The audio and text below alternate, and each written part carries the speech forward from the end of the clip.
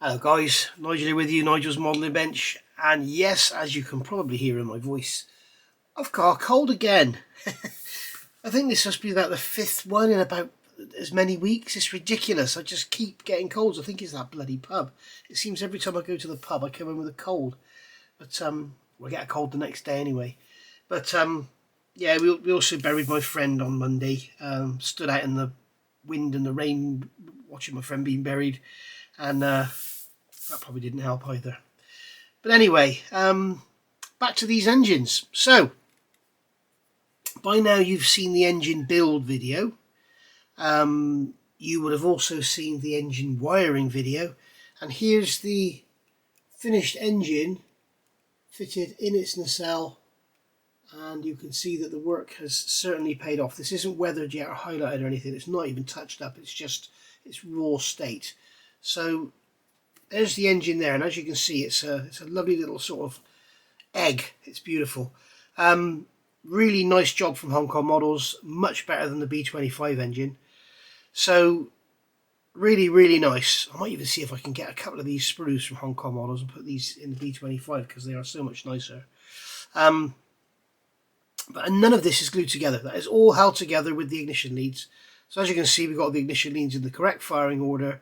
I've also drilled, if I can grab a pointer, you can see this little plastic insert piece here. It's on every cylinder in the little cutout in the top.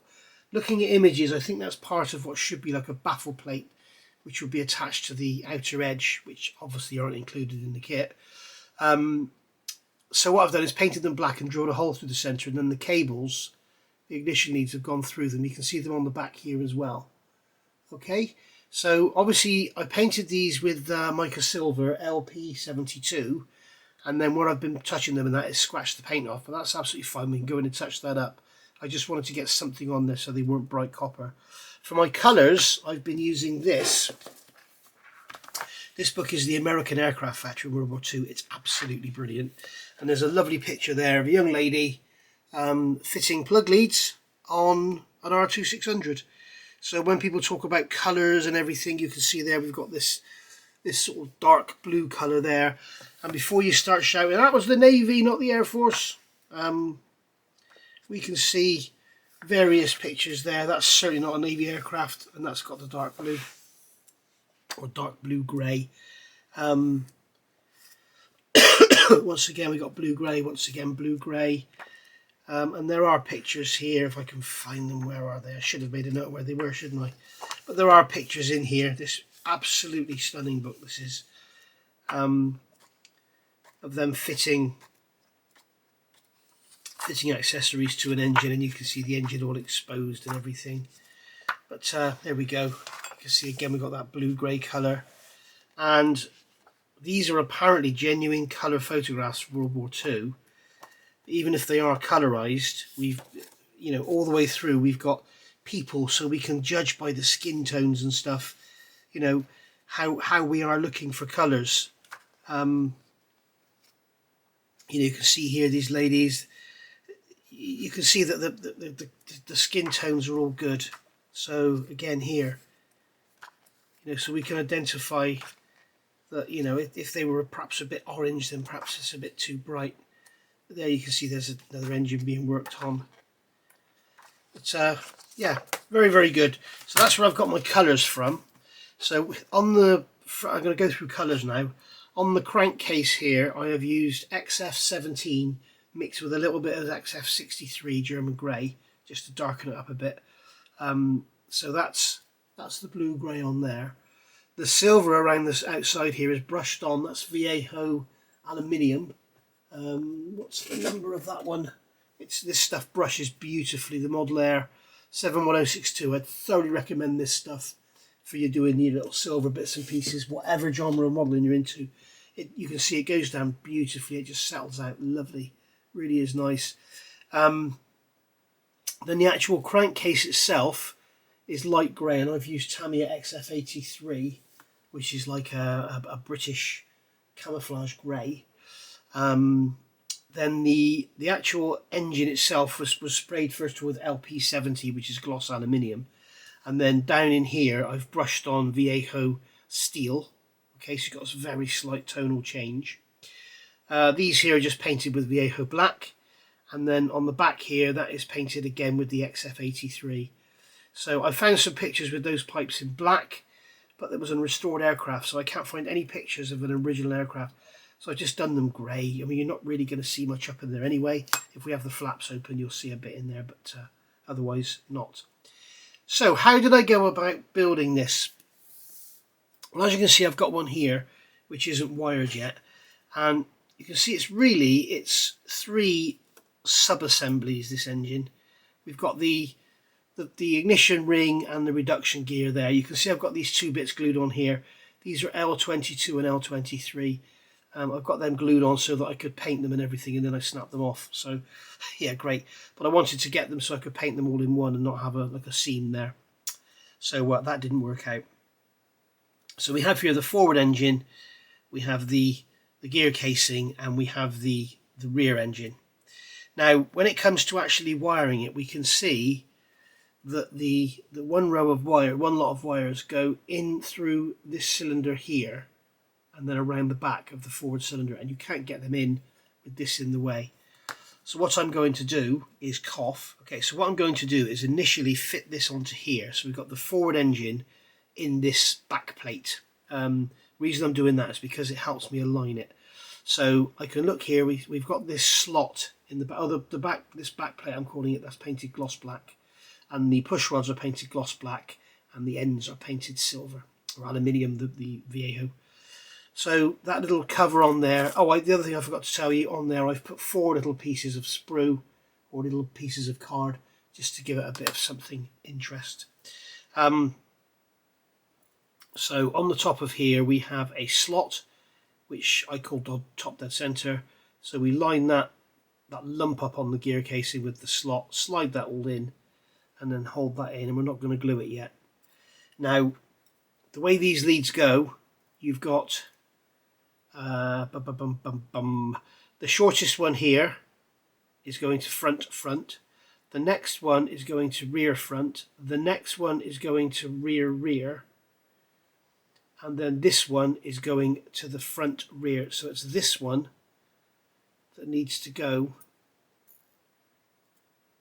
through that hole. I can hardly see anything because my eyes are streaming, but this one needs to go through that hole. There's not going to be a lot of action in this video, guys, because basically I can't see anything. Like you can see, I cannot find that hole there.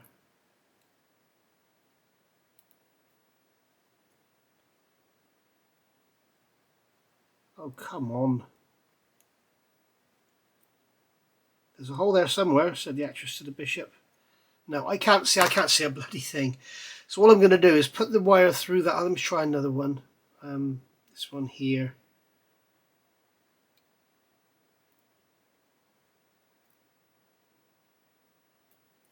There we go, we got that one through. So we're going to pull that one through, just like so.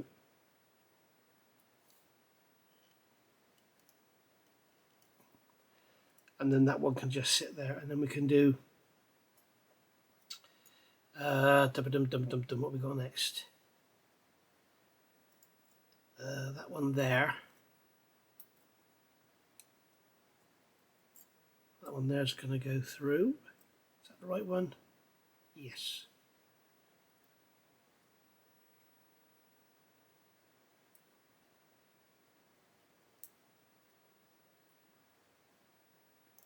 Yeah, I really can't see anything, guys, because my eyes, because of this bloody cold, which I'm absolutely fed up with now, my eyes are streaming, I can't see a thing.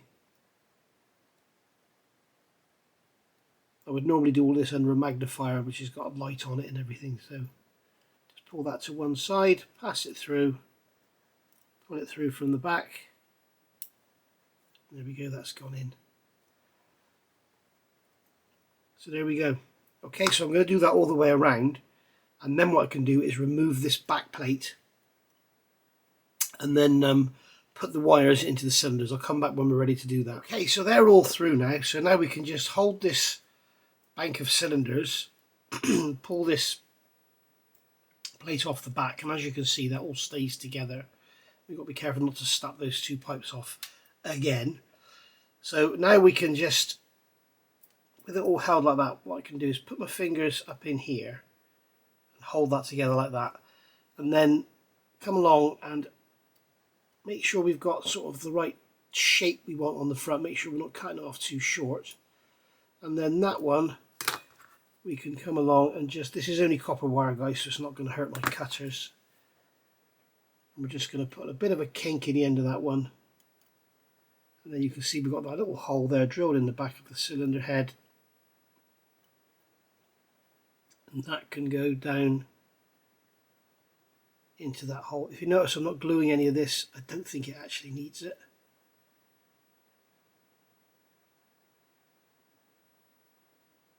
There we go. I'm going to pull a bit more through there, actually. Get rid of some of that length on the front. There we go.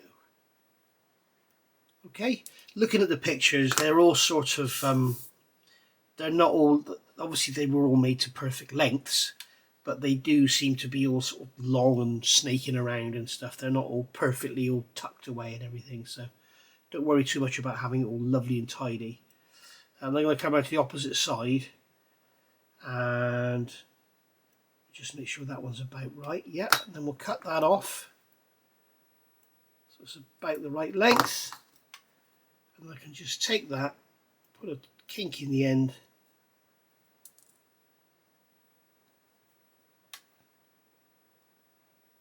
If I could bloody see the wire, it would help. Dear, dear, dear. I'm blind as a bat at the best of times, but when your eyes are just dreaming as well. I wasn't going to bother doing this on video, and I thought, well, I've started, so you want to see how to finish it now. I'm going to carry on do this under a magnifier, guys, because I really can't see what I'm doing. I'm just going to break something. So there we go. That's all I'm doing, is just cutting these off to length now and getting those into those holes. And that's the back side of the forward bank of cylinders. Right, so they're all connected on the back. Now, if you want to, you can go and drop a super glue on there, but to be honest, I don't think they need it. They're, even if they do come out, you're never going to see them when they're in the engine. You can see there, you're not going to see them if they do come out, so don't worry about it. So we're going to put this back plate on now, or baffle plate, whatever it is. We've got to make sure we get these slots aligned. So we've got a narrow slot and a wide slot, and then we've got a narrow tab and a wide tab. So the wide one's going to go into, where are we? Yeah, the wide one's going into there. So we need to make sure this is correctly timed so that those two pipes sticking out the back align. I'm just going to push the engine over, just make sure that's gone in, and then gently push that in, making sure we don't catch those two pipes there. Alright, so now we can fit the rear engine, if you like, the rear bank of cylinders. So that's going to go on again with the narrow and the wide slot, giving us our timing. And that's that.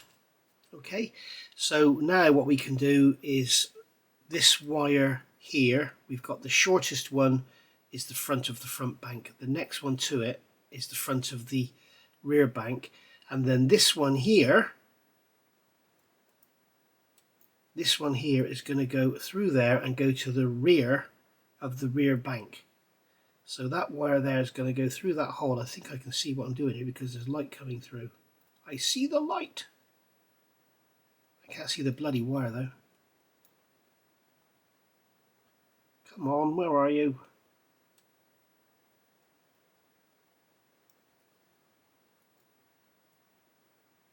Crazy this, isn't it? Eh? Watching a blind man struggle.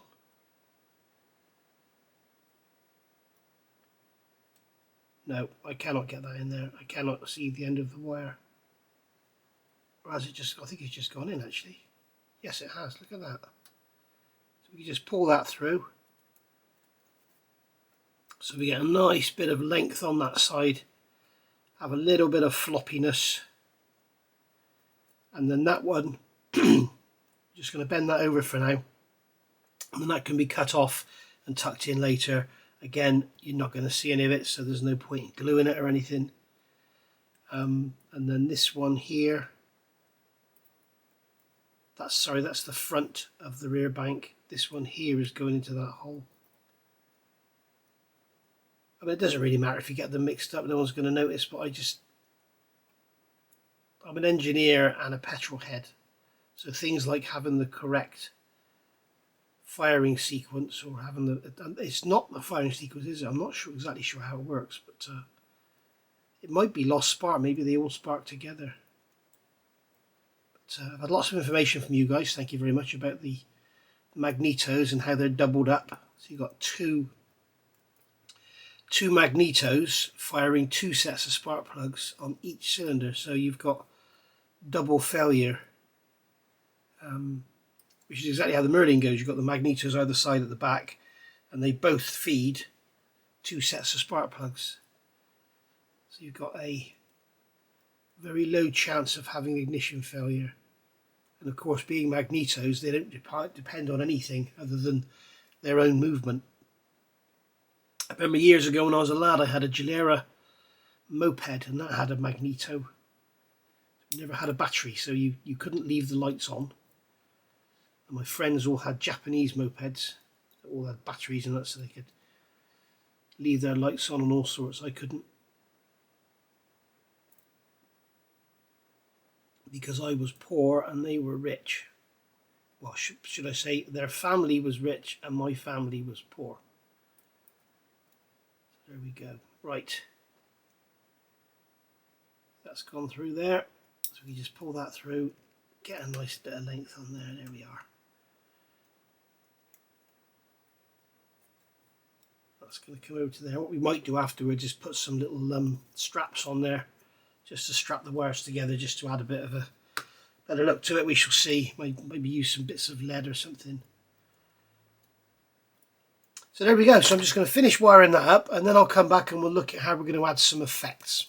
Alright, so we've got the wiring done. As I say, none of them are glued in, and if you look carefully here, you can see there is one pair of wires that are clipped together. Now if you look at the real thing, they've got all sorts of clamps going onto the tubes and clamping up here and clamping down here and everything, but just for a bit of something to look at, we're going to add these straps going across. I'm going to put them all the way around. They don't need to be perfectly even, because they're not perfectly even on the real thing, so as long as they're sort of somewhere handy, that'll be absolutely fine. So what we're going to do to make those straps, I've got some 0.3 lead wire. Now remember, when you use this stuff, do not be eating. You should never be eating when you're modelling anyway, because you get stuff on your hands that will affect your paint. But make sure you wash your hands afterwards, wash your board down. This is lead, it's not good to have around. And all I'm going to do is, with this piece of lead wire, I am going to get a knife, an X-Acto knife, and roll the knife over the lead, as you can see there, and that gives me a flat strip of lead rather than a round length. And then I'm going to cut a piece off, roughly, I don't know, roughly 5mm in length, and then there we go, got that piece there, roughly 5mm in length. The length doesn't matter because they're all different. I'll show you in the book in a second. And then we're just going to bend one end up like that, and then bend the other end like that.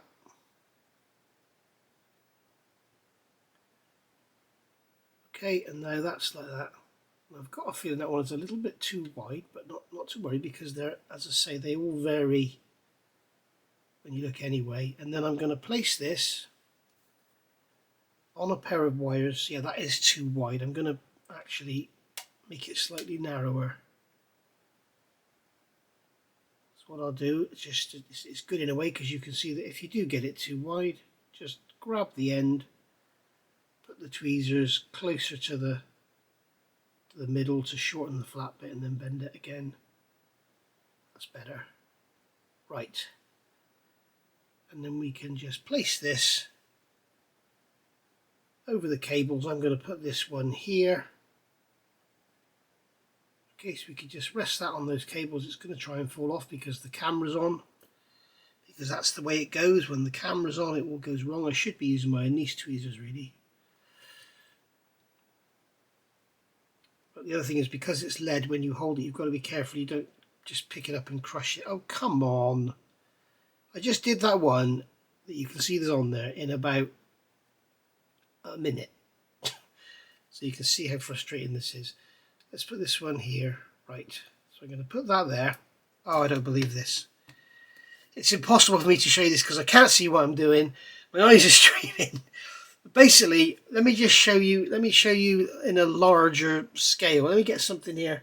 I'll show you what I'm doing. Okay, so if you imagine these two knife handles here are the wires, and this piece of masking tape here is my piece of flattened lead, and I've bent the ends, as you can see, and I've made a kind of C-section. What I'm doing is putting that C-section onto those two wires like that. Okay, and it's just going to sit there with the sides folded down. Tiny drop of super glue on the front, it'll capillary underneath, and then once that's dry, we can basically just fold the underside under, and it becomes a band that's got those two wires held together. So that's all I'm doing. It's that simple. But unfortunately, I mean, I can't see at the best of times, but today I really can't. I shouldn't be making this video, but I need to get something out there because I've put nothing out for a couple of days. So I'm going to carry on and get this done with my magnifier, and then I'll show you how it looks when I've gone around it. I'm sorry to be doing this sort of, this is how it looks when it's done, but it's the only way I'm going to get this video done. Alright, I've done a bit of touching up. Touched up with little bits of cabling that got scratched, so they're all silver now. And I've also done some light dry brushing on the front of the reduction gears, just to give it a bit of a highlight, make it look half decent, and then we'll do some more stuff after. So the first thing I noticed was when I come to assemble, we need to glue all this together now. You can see we have, I don't know if you can see that, but there's a considerable amount of play in there. I mean, it's not a lot, but by the time you get to the propeller, if it's going to be rocking, it might look a bit odd. So what I'm going to do is try and centralize that. So here I've got 3 pieces of 5 thou plastic card. So what we can do is just get some extra thin down in there. Get plenty in there because we need a nice solid joint, because we've got a propeller and everything hanging off of this engine. And this centre piece is going to stick on a, it's going to sit on a central hub. But that will determine the line of the propeller.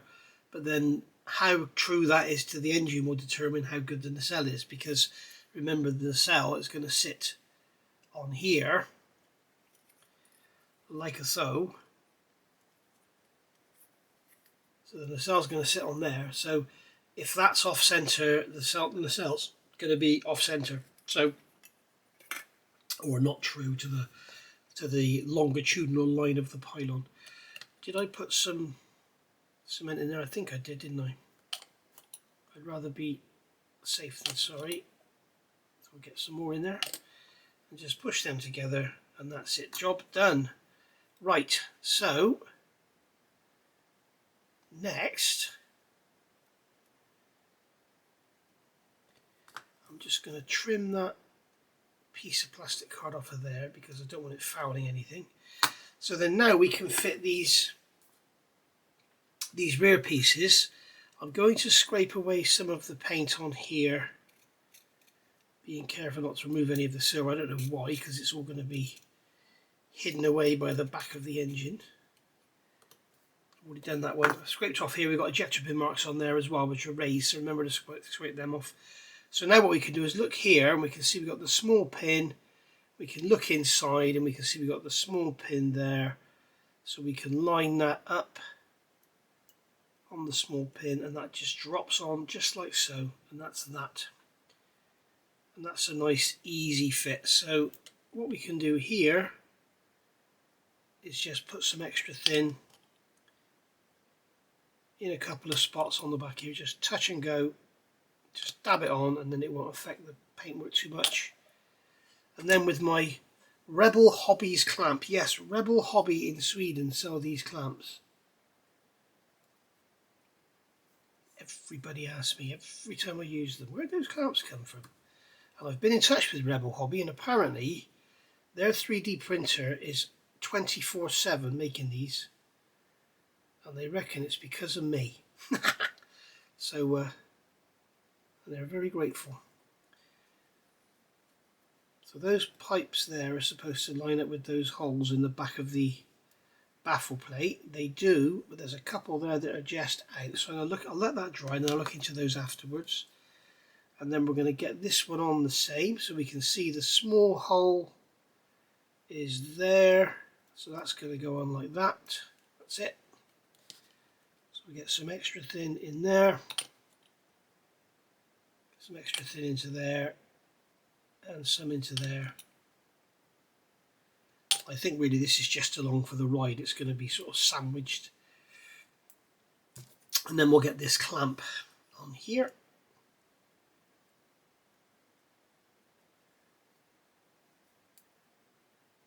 And anybody that asks where these clamps come from, you won't be answered.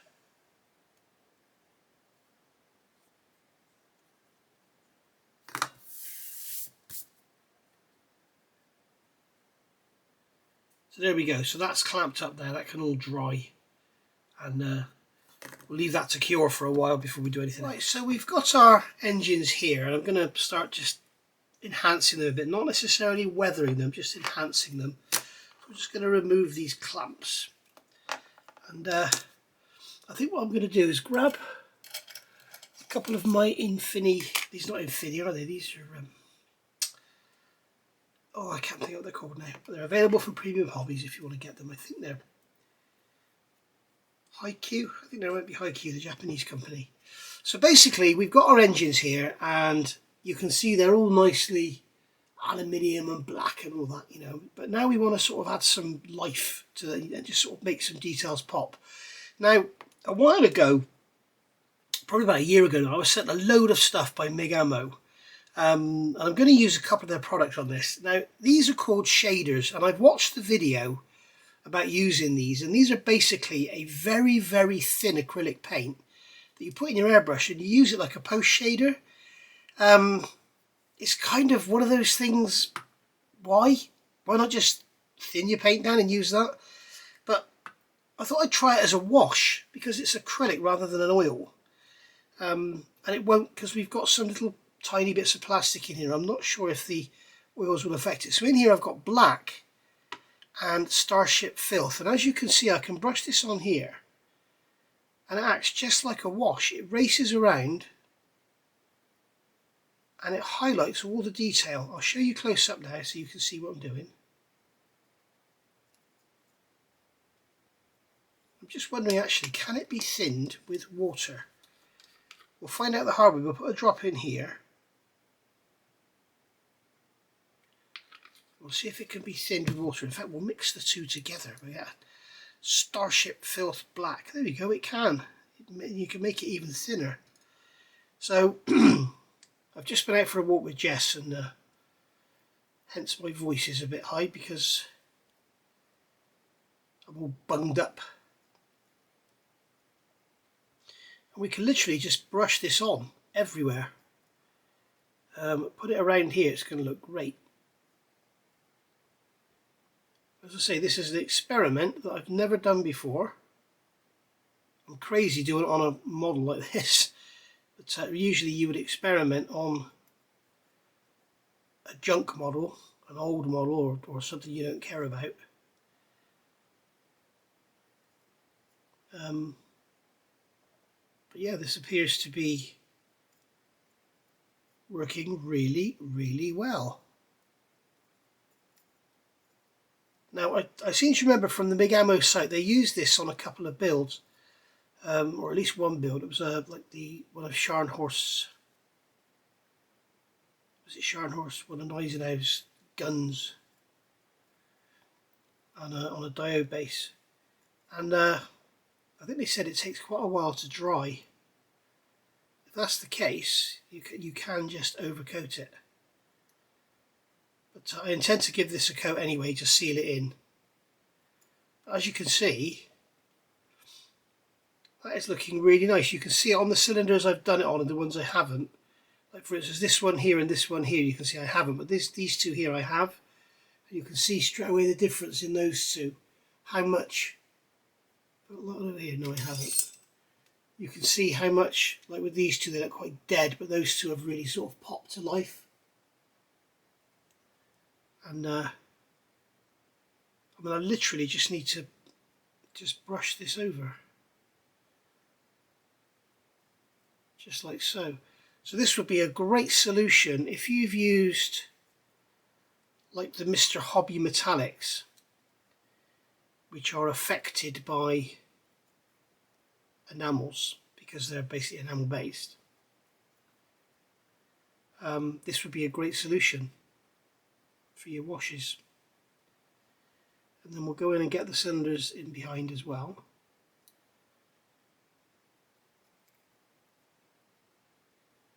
This is I do like it when I try something new and it works really well. It makes a nice change, and it's something different from the channel as well, rather than just doing the same thing over and over again. And I suppose the fact that it takes a while to dry is a good thing really, because it means I can play with it. If I get a bit much in certain areas, I can take it off. We'll get around the bases, make sure those bolts that we put on, those Edward rings, make sure they pop. This is the idea, you've got to make things stand out. Now we have got to weather these as well. So we'll add some sort of streaking or something, I don't know. But I just want to make sure I get these cylinders in behind. I mean, literally, if I just brush up the centre, it's almost like enough to do the whole thing. It's incredible. There we go. I think you'll agree. Just around the edges of these covers. I mean, those push rod rings aren't glued in at all. None of the actual wires are glued in on their outer ends. It's if you look at that compared to that, where are we, top to bottom? I think you'll agree the one on the right looks a lot better than the one on the left. And that is just from simply just literally chucking on a wash. And if I'd used a bigger brush, it would have been even quicker.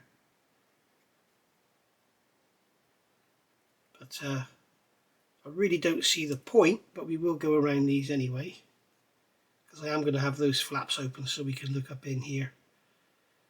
Now, if you remember as well, MIG Ammo also sent me some A-stand paints, which are the new Alclad, the new name for Alclad. And in there, there's a paint which is called exhaust colour or something, and it's like a sort of, almost like a dusty, rusty look. And I'm going to use that on these exhausts. I'm going to spray them black, and then maybe silver, and then use that, and we'll see what sort of effects we can get with that. I just really want to get around and make sure we capture it all, even though you can't see it. Once it's in the cowl, it's all just disappears, as you can see. So there we go. Another thing I've noticed, these are painted, as I say, with that MIG Ammo paint, not the MIG Ammo, the AHO Model Air. And you can see where I've been handling it, it's worn off. And it has worn off really realistically. Look at that there on that end of that. So that's something worth remembering. If you want to realistically weather, just handle the paint. It will come off. So I'm really chuffed with that. I'm going to see if I can thin it a bit more. See what it looks like if it's really thinned. Oh dear. Today is Friday the 26th.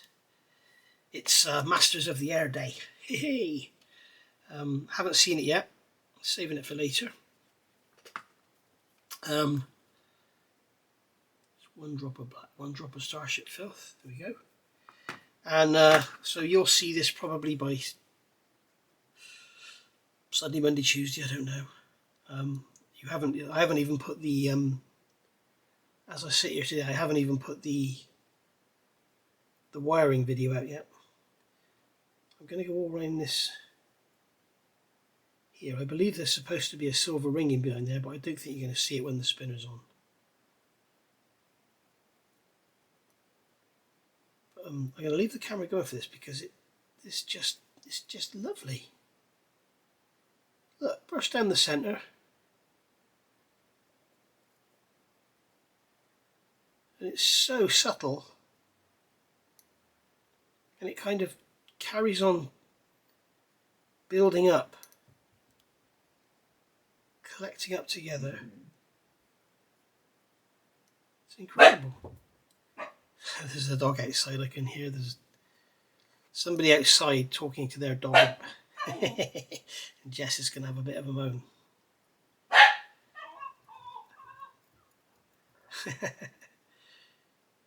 There we go, guys, there's your proof she's still with us. Looks like she's going for 11 months now, after a 6-month prognosis.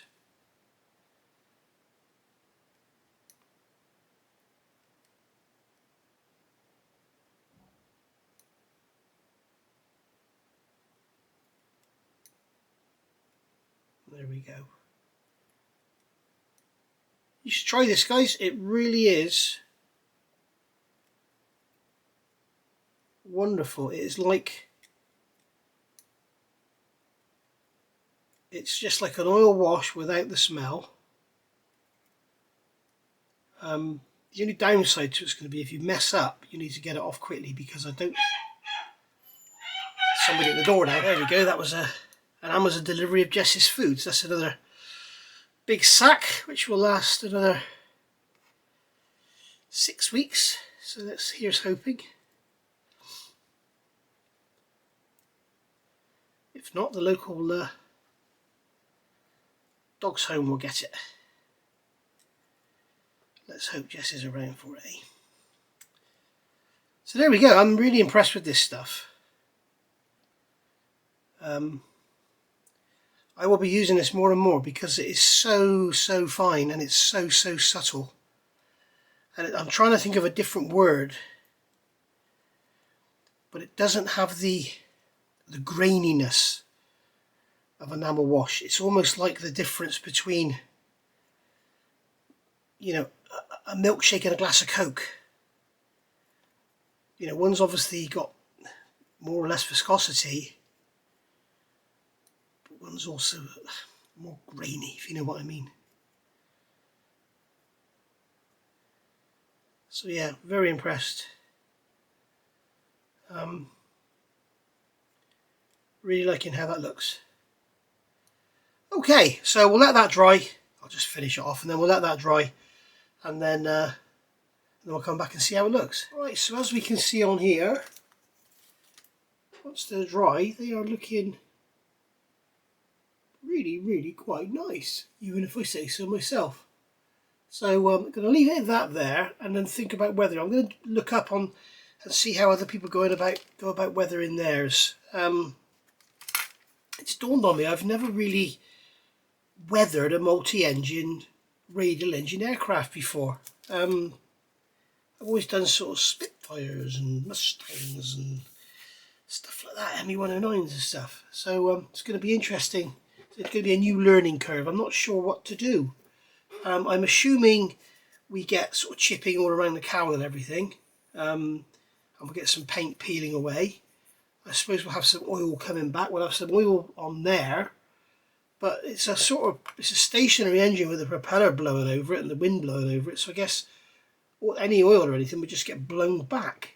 So any oil here would be sort of blown back. I guess we might get some running down when it's stationary. I'm sure you guys will tell me in the comments.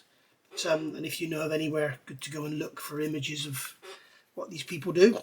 Anyway, so just to finish off, sort of staying with the engines, I've noticed that the cowls, as they come out of the box, they're quite simple, and they've also got they're beautifully moulded. Neil is certainly not shy of slide moulding. You can see that we've got a slide in there, a slide in there, a slide in there, and a slide in there. So he's really gone to town with his slide mould, and that means we've got beautiful rivet and fastener detail that you can't really see on there. Maybe if I turn this light off you'll see it better. But there is beautiful rivet and fastener detail on there on the outside. Really, really nice all the way around with no issues. So really nice. But we have as a result, because you'll have a core coming in from the top, you'll have the slides coming in from the side, and there'll be one central bung. So we've got a mould seam here on the outside edge, so we can get rid of that. We've also got a fairly sharp edge in here, so I'll show you how to get rid of that. Take your knife, this is for the newer modelers out there, and imagine you're sliding your knife around without cutting anything, okay? So I've got the blade flat against the side like this. The blade's flat against the side, and I'm not cutting anything. Now, as you go round, slowly angle the blade. Just keep the blade still and roll the part around. And you can see what's happening. So, tip the blade, there we go, and you can see what's happening. I'm gently cutting away the inner edge there, just to relieve that sharp edge. And then I've got a 1500 grit sponge, and I could just come in there and just sand that gently, and that takes away that horrible sharp edge. You want a hard edge, you don't want it radius, but you don't want a sharp edge. That is actually you know, the metal is rolled back there, so you want a fairly hard edge, but you don't want, just need to take a bit more out of there, I think. You don't want a I'm going to get a slightly coarser sponge, but you don't want a radius edge, you just want a hard, there we go, just a hard edge. Right, now around here we have a, I don't know if you can see it there, there is a mould seam there. So what I'm going to do is just take a 800 grit hard stick, and just, you can see the mould seam there now that we've picked up on it. Okay, so this 800 grit hard stick will remove that, and as you can see I'm rolling the stick around, I'm not just concentrating on any one area. I'm just going to keep going until we can't feel it. We're going to be careful not to get rid of that raised detail on the bottom there.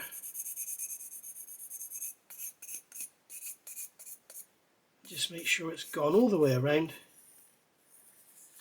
and then get an 800 grit sponge over the top gently, and then a 1500 grit sponge just to polish it, and that's that gone.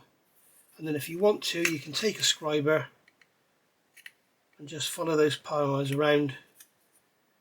I don't think you're going to need to, but better safe than sorry. You don't want to discover it after you've painted it that you've got a mould seam there across your panel lines.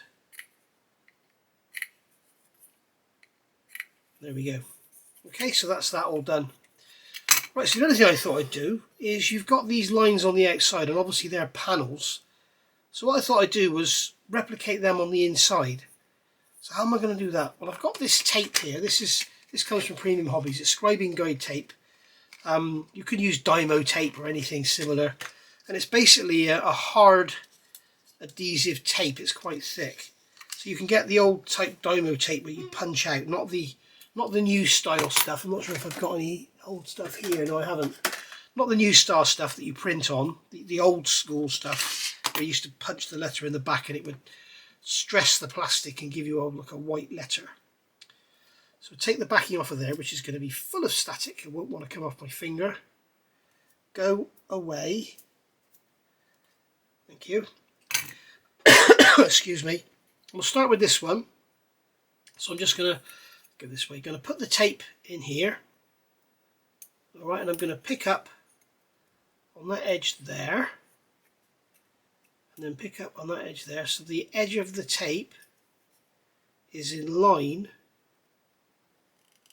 with the panel line on the outside there. So you can see it's in line. Let's turn this bloody light off.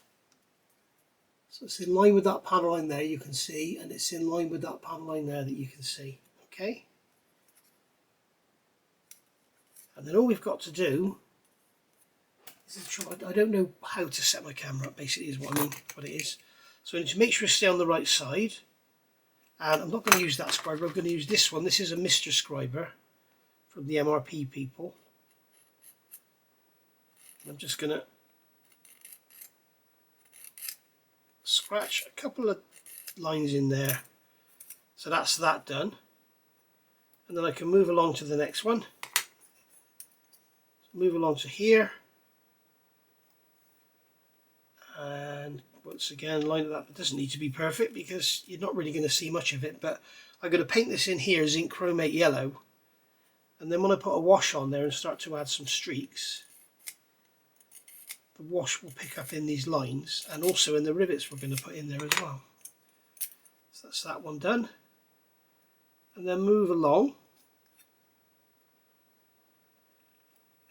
to the next, just like so. Once again, oops.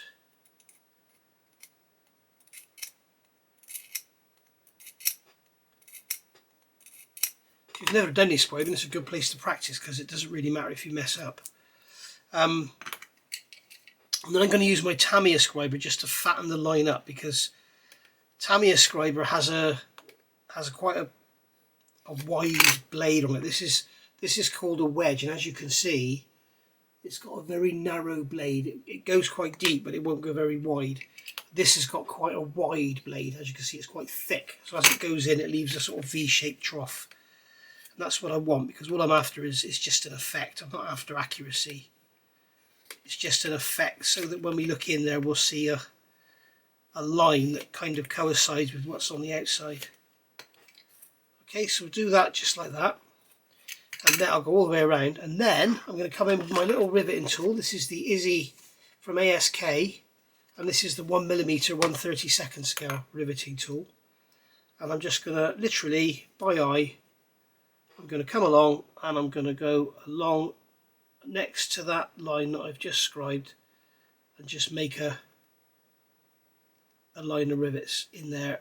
You've got to push quite hard because Hong Kong models plastic is quite hard.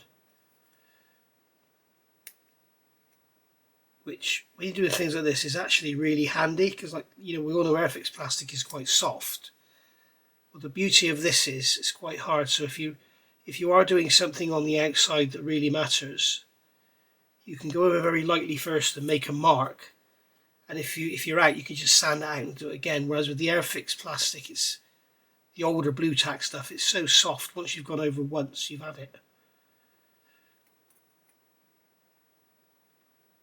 The best middle of the road plastic, I think, is the border model. I absolutely love border model plastic. So there you can see, or not, let's get this light out again. In there we have rivets and scribe lines. So that's just going to make it all look a bit better when we put a wash in there and we look inside. Yeah, we're not going to see anything, because as you can see here, if I plonk this engine in, you're not going to see much of it, but you're going to see the front of those lines and the front of those rivets, and it'll just look better than having a yellow canvas in there. So I'll go on and get the rest done, and then I'll tell you what, we'll call it a day there, because there is no more to do. The next part's going to be exhausting everything. I'm tempted now to go on and get that oxygen tube fitted, get back onto the cockpit and get back into the build sequence, and maybe have a little play with this on the side. So we'll have a look. But I've got to look at those exhausts. Wes was telling me in his comments, Wes has built one of these. If you have a look on the Facebook page for this model, Wes has done a beautiful job of his. And he was telling me the exhausts were a bit of a nightmare. So I think what we're going to have to do excuse me, is glue the exhausts in, paint them all up and everything, glue them in really quickly, get them all manoeuvred around, and then just leave them to set. I don't think we're going to be able to go in with glues, super glues and stuff, and just glue them in, because they're basically all single pipes and they go into these holes here and into those holes down in there. So that's right up here and right down in there. So they're not going to want to play ball, are they? So we shall see. I mean, Wes is a bloody experienced modeller, so if he says they're a problem, they're a problem.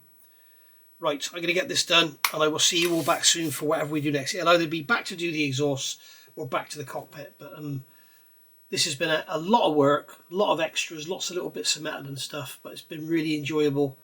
And I've probably enjoyed it because I got this sinking cold and I just haven't felt like doing much really. And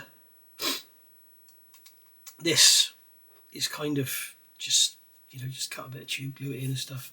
So it's rather than trying to super detail something. So in fact, that is super detailing something in it. Anyway, I'll see you all soon. Thank you for watching. Bye for now.